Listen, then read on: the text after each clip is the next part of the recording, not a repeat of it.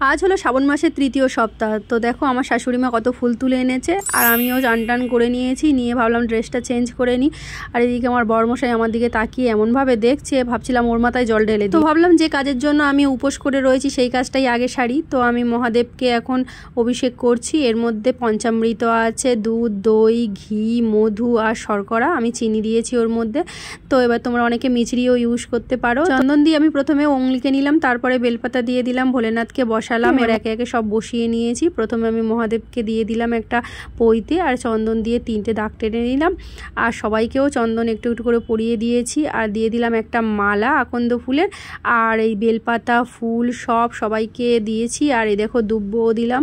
দুব্ব নাকি দিলে আয়ু বাড়ে, তো সেই জন্য দুব্ব দিলাম। আর সব কিছু আমি কিন্তু চন্দন সহযোগে দিয়েছি, তোমরাও চন্দন সহযোগে দেবে। তো আমি আমার বাড়ির পুজো কিভাবে করেছি সেটাই তোমাদেরকে শেয়ার করছি। দেখো অখণ্ড চাল, তারপরে জব, কালো তিল, আর দিয়ে দিয়েছিলাম সিদ্ধি পাতা। তারপরে একটা ঘটেতে গঙ্গা জল নিয়ে তাতে খানিকটা গোলাপ জল আর একটু চন্দন মিশিয়ে আবার বাবার মাথায় জল ঢেলে নিলাম। জল ঢালা হয়ে যাওয়ার পর 5 রকম ফল নিলাম আর সন্দেশ নিলাম, আর জল নিয়ে বাবাকে ধরে ধরে সেগুলো দিলাম, দিয়ে নিচে রাখলাম, কারণ আমাদের জায়গাটা অনেকটাই শর্ট। আর এবার আমি শাক বাজিয়ে নিচ্ছি। আর এই দেখো ঘিয়ের প্রদীপ আমি জ্বালিয়েছিলাম, সেটা দিয়েই আরতি করছি, ধূপ দিয়ে আরতি করলাম। আর মেয়ের এক্সাম, তো পরীক্ষা আছে, তাই জন্য আগেই স্নান করে নিয়েছে, নিয়ে ও একটু জল ঢাললো আর বই পড়ছিল।